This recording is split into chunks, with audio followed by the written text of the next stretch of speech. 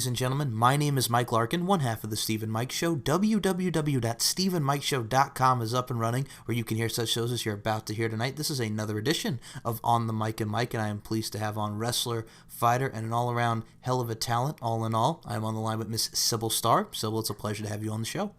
It's a pleasure to be here, Michael. Thank you. I got to say something. Now, with me being a fan of Lingerie Fighting Championship LFC, I cannot wait for your debut fight coming July 5th against newcomer Gemma Jersey Babe Juliana. It's going to be an exciting fight for all the LFC fans. Okay. So I got to ask you first and foremost, what are your thoughts going into this bout? Because this is your debut for LFC, a hell of a promotion that is Lingerie Fighting Championship. Ever since they started, I've always been intrigued with the product, but then when they streamed live on YouTube a few months ago, and I was just like, I was in. I mean, it's so exciting. The bouts are so exciting. The girls are beautiful. They're skilled. I was so in. I was like, oh my God, how do I do this? Who do I talk to? So I'm so excited to be making my debut because I just think it's so cool and so up my alley.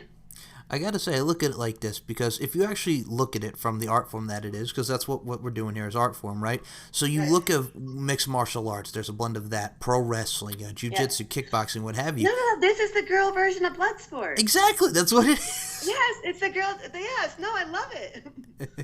And I look at it like you have Invicta, like your women's mixed martial arts, where like Shayna Baszler and Jessamine Duke or NXT came from, so it's like Invicta, but with less clothing. But more like Bloodsport. There you go. Okay. All right. Because Josh Barnett has a great thing going with that Bloodsport. I really like what he's doing with that. He does. Oh, my God. The bout that I saw Killer Cross was in not too long ago on Bloodsport. Hell yeah. All right. Now, with regards to being women's blood sport, we do also have, besides LFC, I know you've been killing it in the session wrestling thing, so I've always was curious because I've seen your work in the session wrestling realm, and I know you just admitted before we got on air that you actually broke someone today. What happened there? I did. I broke him. I didn't mean to, but I broke him. Okay, so like in session wrestling, or what I call private matches, you get you get contracted to do lots of different things, okay? So this match was supposed to be kind of a pro-style beatdown. He wanted to have me stomp on him with my wrestling boots and drop knees on him and stuff like that. And at one point, I had him in a body scissor, and something went crack and crackle, and it wasn't good. and I think that was his ribs. Yeah. Anyway, that poor man. I suppose he'll be okay later. Well, I got to tell you something. I've seen what you do in the session wrestling, and all you girls like your Jennifer Thomases and so many great talents in the session wrestling. Sure. I was always intrigued with what we saw, like, just looking at what the moves that you do, whether it be head scissors or whatever. And I always dug, like, again, that why I mentioned the beauty, strength, the dominance portion of it. I always enjoyed just seeing what you ladies do because it exudes you guys, and it's very unique to see what us guys are into as far as when you go into the sessions. You know what I'm saying? Yeah, I'll agree with that. I don't think any two people are the same on this planet for sure, and I think we're all into very unique niches and things that make our little hearts flutter, Now, I'm curious, just from the beginning of this, how did you actually get involved in the session wrestling world, Sybil? Because you are a mainstay and integral part of what that world is. Let's see. I was working for the University of Michigan back in 2004, and I was getting ready to run my first marathon. And I was training late at night, and I was in just the long miles, and I was by myself a lot. And some guy tried to accost me. Some other guy flashed me at the park. It was just constantly like, okay, I should know how to defend myself. So I went to Fight Club, which was the summer version of like the jiu-jitsu club at the University of Michigan. And it met underneath Jack's Hardware in Ann Arbor. So I was the only girl there. I was the smallest person there. And I went into a lying armbar for the first time like I was made to do it. Like the heavens opened and God said, there you are, my daughter. You found your way. It was perfect. So from there, after I ran the marathon, I got contacted by two different companies. I got contacted from, I had been modeling at the time a little bit on the side to make ends meet. And so I got contacted by a company called Lusa Entertainment out of Grand Rapids, Michigan. And also Dan the Beast Severin got a hold of me to promo his T-shirt line at the time, the Beastwear. So I went and worked for the Beast, and I saw that they had a pro wrestling organization, and I'm a huge fan of pro wrestling. Have been since I was a little girl. My dad got Andre the Giant versus Hulk Hogan on pay-per-view. I mean, like, I'm in. So I was like, oh, I see you have pro wrestling here. How do I get involved? They're like, well, you can be a valet. Why don't you come out to our show this month and you can walk so and so out and wear the pretty dress? I'm like, okay, cool. And then Lusa Entertainment, they used to run a bunch of websites called like kickinggirls.com and no, it wasn't what was it? It was Kicking Girls. There was Judo Defense. They had a bunch of different ones, but they were all like sexy martial arts. So I worked for them, and I remember my first shoot for them, I was like a realtor who was trying to show this guy a house, and he kept trying to touch me, so I ended up like flipping him all over the basement, stuff like that. So between the two, coming in pro wrestling and kind of the sexy wrestling side, and then after I worked the show at Dan Severin's place for Price of Glory Wrestling, they asked me to come back and train. And so I kind of fell in from the beginning, the two genres of like the sexy wrestling and professional wrestling. But I always loved Smack Girls out of Japan, which is now defunct, but it was a really cool female martial arts organization out of there. And I really wanted to work for them. So I started training MMA around that time too. So really from the beginning, I just love martial arts, and I've trained in a ton of different genres, but really my favorite is just catch-as-catch-can wrestling. That to me is the ultimate art of wrestling. I think if I could compare it to now, since we're going on the topic of wrestling for a second here, Sybil, I look at what guys like Pete Dunne and British Strong Style are doing, a little joint manipulation, systematic dissection. I always appreciate that too, because you look at like what William Regal does, it's straight up wrestling. And I mean, don't get me wrong, it's great to have a mixture of wrestling, but just the straight up art of it is just absolutely amazing. And that's exactly, catch-as-catch-can wrestling was what pro wrestling was until the 70s. I mean, they were still matches that you caught a hold when you caught it, and it wasn't predetermined. And those men, they were artists. They were just really great artists. Yeah, I mean, if you look at the days of like your Pat O'Connors and your George Hackett's from the 20s to see how we've ever. Look at you dropping those names. I mean, I'm aware of the catch wrestling scene as someone who's just very appreciative of the sport of pro wrestling and what you guys and gals do. I mean, I look at it like we mentioned, the art form, and I mean, the larger than life names like you mentioned, Andre the Giant, Hulk Hogan, WrestleMania 3, one of the biggest matches ever. Oh my God, so good. Exactly. And what we continued to see with Hulk Hogan and what he did in the 80s and 90s, and what Shawn Michaels did in the 90s, and what all these different figures did for pro wrestling. Yeah, and that's just the guys. You're not even touching on the women. Well, we're about to get to the women, because we have a stay where we look at the 80s. You're talking about Fabulous Moolah. We're talking about Mae Young. We're talking about Wendy Richter. All these names. Thank you. You're welcome. I'm like, when are you going to get to Wendy? When are you going to get to her? Okay. Well, Sherry Martel, Alondra Blaze, Medusa. We could Bull Nakano. We could go all the way back. Yeah. Exactly. Keep going. But yes. So Cora Combs. Yeah. Joyce Grable. There you go. So. See, we know them. All right. So I look at it like WWE did their Mae Young Classic, and we see all these girls coming in with Japan, like you mentioned, so many great names, like with Stardom, like with Women of Honor, Impact will be here all day. So I gotta ask you though, as someone what we see with pro wrestling now, what do you think of like I know I've seen you go against Onyx, who is the former Bronco Billy, and WoW Women of Wrestling, and she's going to be doing some LFC in the future. So I got to ask you, we see WoW nowadays, so that adds a lot to it. WoW coming into fruition with Access TV. WoW is neat. WoW is really neat. I love what they do. They've got a cool gimmick going. Yeah, they do, and I mean, this is the same man, David McLean, who did the original Glow, Gorgeous Ladies of Wrestling, Hollywood and Vine. I mean, this is so it's a great evolution to see from the 80s and 90s. It really is, and I'm still a huge fan. I was that kid, like, when Glow was on, it was on in the Detroit area. It was on Sunday nights at, like, midnight or something ridiculous. And I remember setting my alarm to wake up when my family was all asleep just to watch Glow.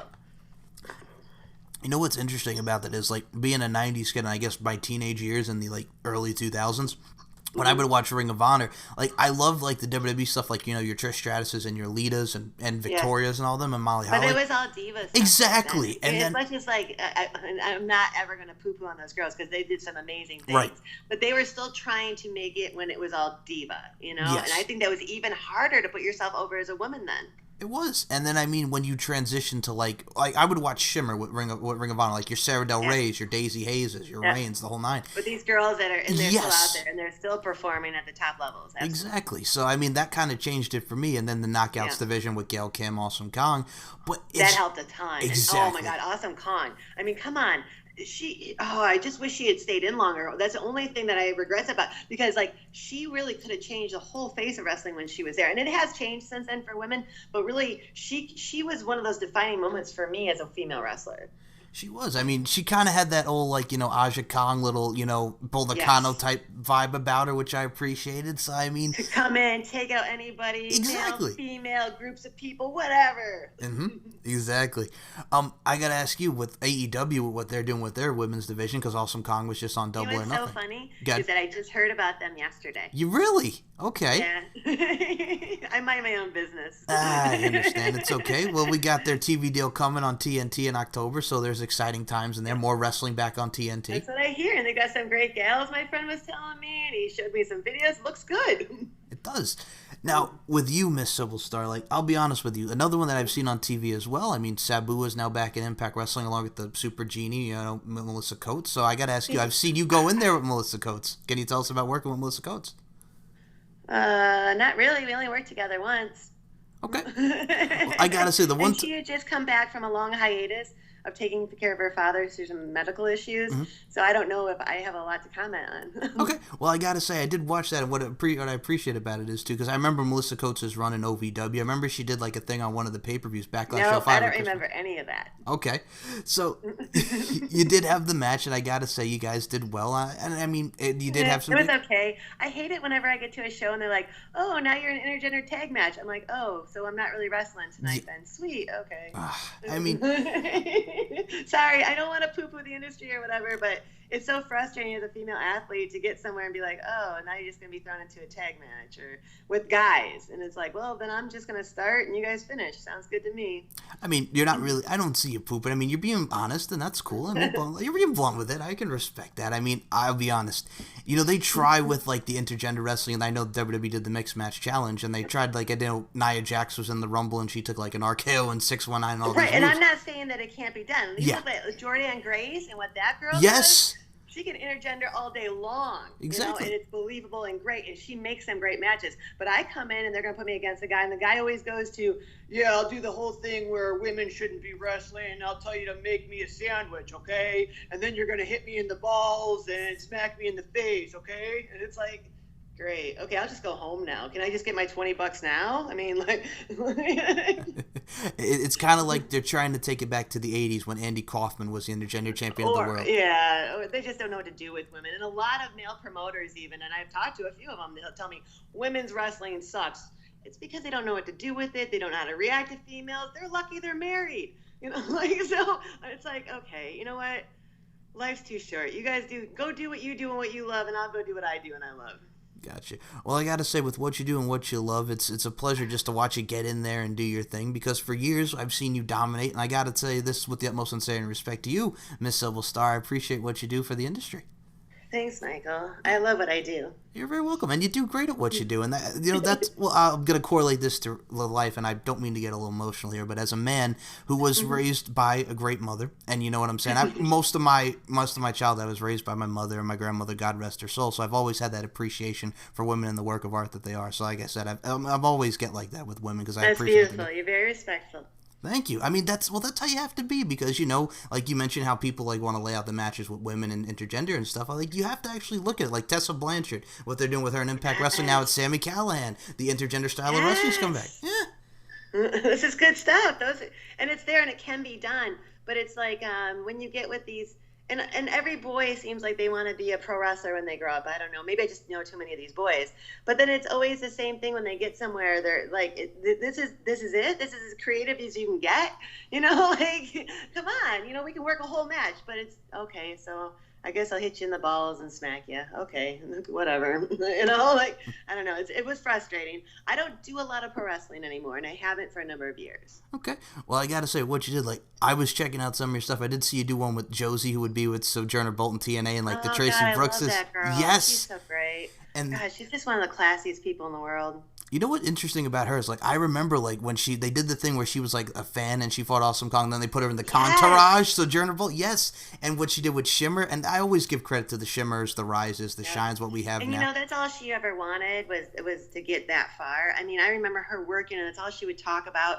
And you know what? Praise Jesus that those girls they work so hard, and that's what they want. It's never been my goal. It's never been my goal. I don't want to struggle and get paid next to nothing to be on the road for years for no good reason. It's just never been my goal. I just love to wrestle, and I hate politics and drama. So if you can give me a good role without all the crap, then we're in. Well, I got to appreciate though too because I appreciate the positivity about that, and the camaraderie factor because you don't want to be around that like a toxic environment with politics and stuff like No. that. Yeah, no, and it's like there's a great pro wrestling organization out of Michigan, Pure Pro Wrestling, and I love working for them. I'll tell you that those are just really good people, and they got a great locker room, and like we'll say a prayer before a show, and there's just a really good feeling to that, and this feeling of family and being with those people. And then IPW out of Michigan, that's Josh Raymond's group that he put together, and of course Josh was one of the guys I came up with out of Price of Glory Wrestling and Dan Severin's gym, and I just so there's some places that I love, and some people I just love and love working for. But otherwise, it's really kind of hard for me to say yes. It's like I don't know what I'm getting into. I don't know who's going to be there. I don't know how I'm going to be treated. So you know what? I'll just stay at home and have a good time. Gotcha. I understand that, how staying home and having a good time, and you don't know what you're gonna do. Well, you have to be cautious nowadays too. There's the cautious factor goes in there. What actually are you get into? You got to analyze, dissect, and decipher it. Yeah. And even some gals who say they're trained, they may have only been wrestling a few months and they still don't know everything, and even if they think they do, and you get injured. So Now I gotta ask you, as far as the MMA style things, like I always mhm. appreciated like Darius and what he did for Hit the Mat with boxing, and I've seen you do some stuff with that. Can you Sure. tell us a little bit about Hit the Mat? Oh, hit the mat Hmm. with you call him Darius. I don't want to say his real name, Okay, so it's Darius. gotcha. But they've been around as long as I have. I mean, actually, when I first went out, when I first started wrestling after I left my job at University of Michigan because I didn't have. Okay, I guess I have to go back. So I left my job at the University of Michigan in July of 2005 because I got offered to go to Lake Tahoe for a week and fight in these underground cat fights for a company called WeBringIt.com. Do you know We Bring It? I have heard of We Bring It. Yes. Okay, so I had to leave my job because I didn't have any more vacation time. But I hadn't touched my job income in a few months, so it wasn't like a big deal. But so then I started traveling. That was when I first really started traveling, was 2005. And my first trip out to LA, I got contacted by these two young men, and one of them was Darius. And what they would do back then is that they would get customs for girls. They would see who was coming in, and they would contact people they knew who were buyers, and they would get custom videos for us girls to do. So one of the way I met Darius was I actually went to like his mom's condo, I think it was, maybe his grandma's, I don't know. But they had the whole downstairs set up for this big oil wrestling match. So it was kind of cool. And they found this kid. He was barely out of high school. He'd wrestled in high school. And we did this oil wrestling match. It was super fun. It was super cool. But that was my introduction to Darius and Duncan. It was the two of them together. They're quite a team.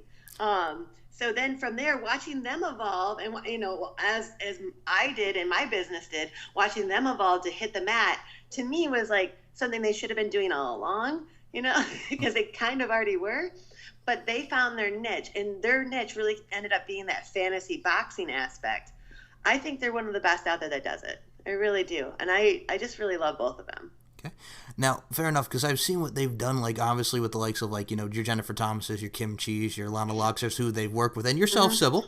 So Yep. I look at it like it's also a great fantasy because a lot of people with the boxing aspect and other great form of combative Yep. sports look at females, Layla Ali, doing her thing in the boxing world. So it's another great, like we mentioned, the uniqueness of how people made up in minds and how, their overall fantasies come into real life. So you look at it from that aspect, Absolutely. too.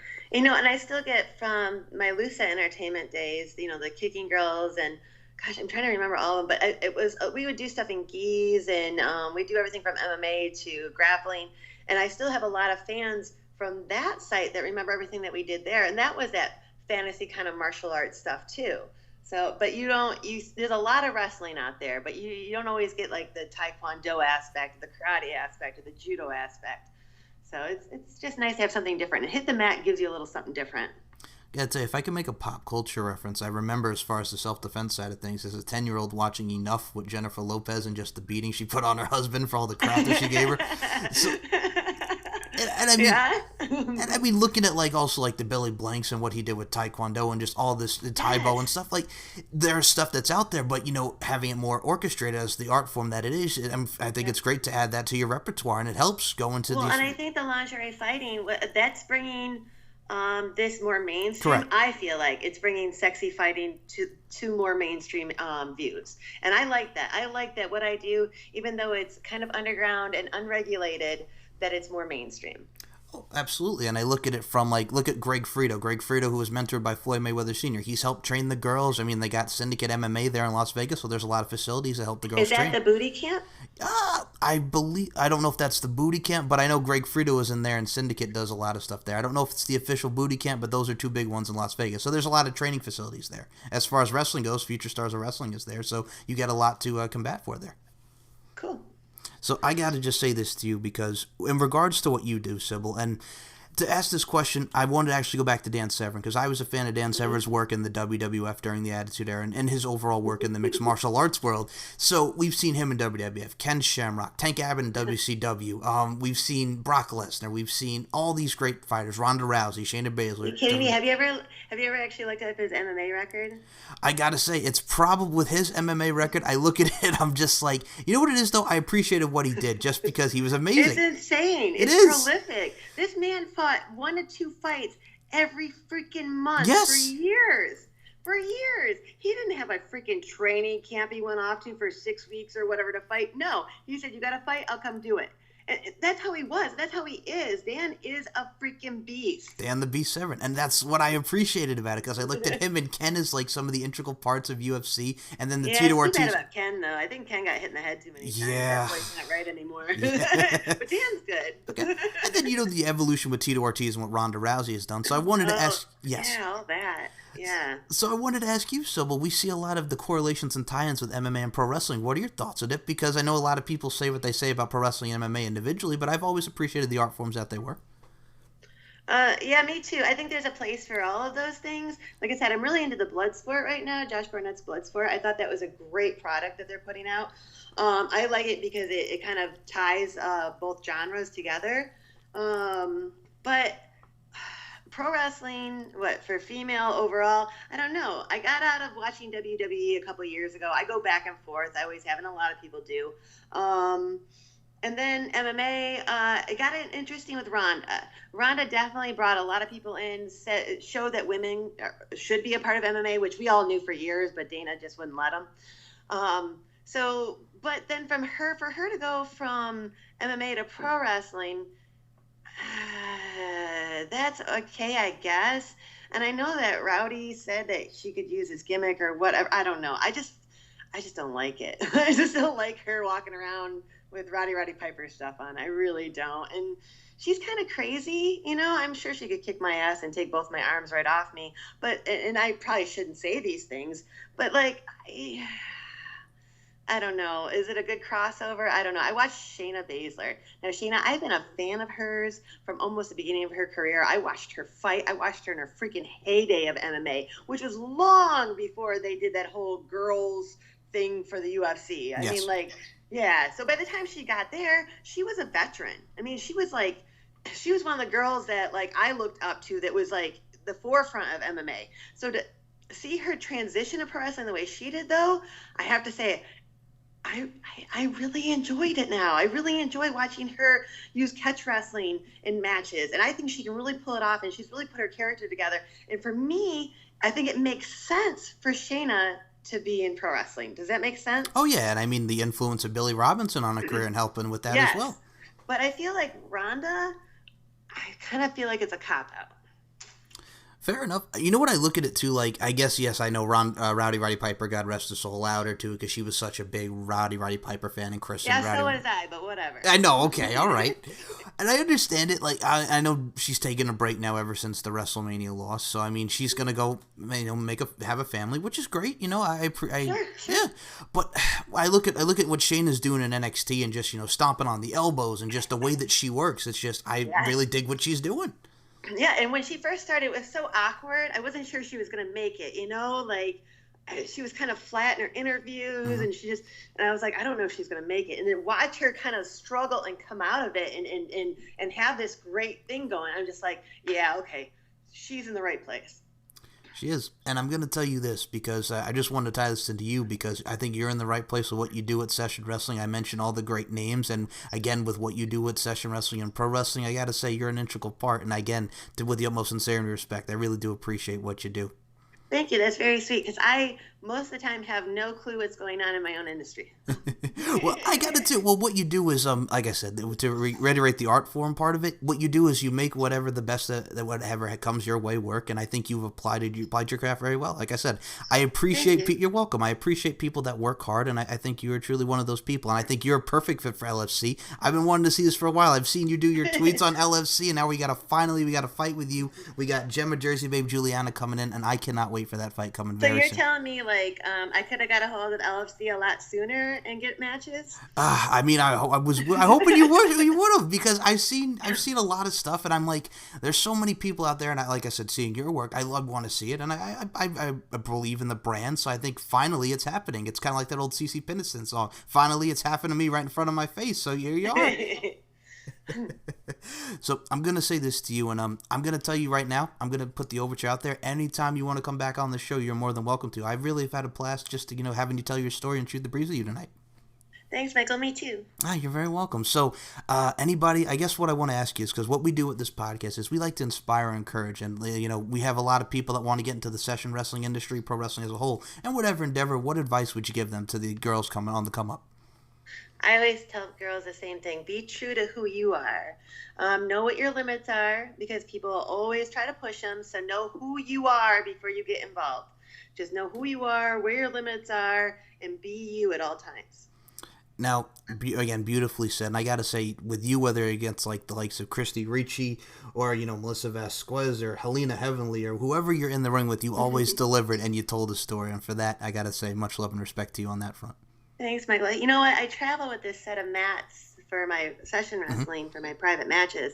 And when I was packing them up this morning in Pittsburgh, I was wondering how many matches have these mats seen?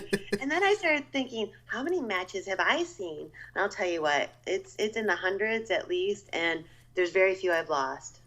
Well, that just says to me, are you trying to go with Dan Severn's record? Because I'll be honest with you, well, let me tell you something. You floored me with that because you're like, have you seen Dan Severn's record? I'm like, have I seen Dan Severn's record? My God, they don't call him the Beast for nothing. I got to pump the brakes. Watch what I say about the Beast, Dan Severn. My goodness. So for that, I got to say thank you for bringing it up because it's great memories and it's just great art forms and great work all in all. So like I said, it's really been a blast talking to you, but I got to say this to you. I got to step back because ladies first. I'm going to give the lady floor. That is you, Miss Sybil Starr. Facebook, Twitter, Instagram, upcoming events where people can find you. Plug LFC. The floor is yours. Please go right ahead. Twitter, all one word, Sybil Starr. Facebook, I can't remember. But I do have a page, a Sybil Starr page, so you can just look me up there, SYBILSTARR. Or if you just want to get a hold of me, I'm still just a big email person. It's the easiest way to communicate for me. So if you just want to ask me a question, hang out, book a match, whatever, please email me, SYBIL.STARR@gmail.com. All right. I got to go on a little sidebar here, Miss Sybil Starr, because I'm going to admit, I'm 27 years old, and I'm very old school. I'm an old soul because I appreciate the art form of the emails. I do, just because it's kind of got more of the professional realm because, yes, you can, slide into the DMs. It's more concise. Correct. Like, I have all my information right in front of me. When you get as many communications as I get in a day, like you and I have talked about, I'm like, I don't know. Who are you? All right. Where am I supposed to be talking to you from? All right. Is this the right mode of communication? I don't know. Just, email easy. Well, funny story, and this is what I'm going to mention this because you and I did have this conversation. So what Sybil is saying here is, I was talking to her on Facebook. I'm like, I got your message because we were conversing over Twitter. I'm like, on Twitter, yes, the Twitter messaging. Yep. Yes. So Sybil goes, what is this about? What are we talking about? I'm like, Sybil, I messaged you. We were going to do the interview, so I give you the platform, and she goes, oh yeah, that's right. So I had so don't even worry about it. Well, there's so much social media out there, and I think like you mentioned the great word of concise with the email. So I'm kind of more that Yeah. too. I mean, it helps, to promote yourself. Don't get me wrong, social media, but it's like I kind of prefer the Sure. old school way. Yes. Well, it's great for promoting yourself. It's just that it's also really easy for thousands of people to send you Yeah, messages all at once. that's true. So it's a little rough. That is true. Well, I gotta say, with what you do, you handle it well, and I gotta say this. We mentioned beauty, strength, and dominance. It applies to all women and applies and correlates to you. So I gotta say, you are an absolutely lovely human being. I can't wait to work with you again, and I'm gonna give you the floor. Any final words you want to say to your fans that have been supporting you since day one, Miss Sybil Starr? I just want every single one of them to tune in for the LFC because this is really big for me. I'm looking forward to it. Like I said, I'm paying my way to get out there. And I don't even have a place to stay, but I don't care. I'm coming out there to kick ass and take names, and that's what's going to happen. So everybody better be tuning in. I will be tuning in because I don't want that. I don't want that fury. I hear that fury you're bringing on the other line of that phone. So I cannot wait to see what we have. It's Gemma, Jersey Babe Juliana at Sybil Starr. It's July 5th, Las Vegas, Nevada. Going to be a hell of a bout. Going to be a hell of an LFC. So Sybil Starr, Yes, it is. Sybil Starr, I can't wait for your bout. And I'm going to say this to you. You are appreciated, and I want to say thank you so much for your time tonight. Grazie. Thank you so much, Michael. All right, so for Sybil Starr, my name is Mike Larkin. This concludes another edition of On the Mic with Mike, and I will talk to you guys next time.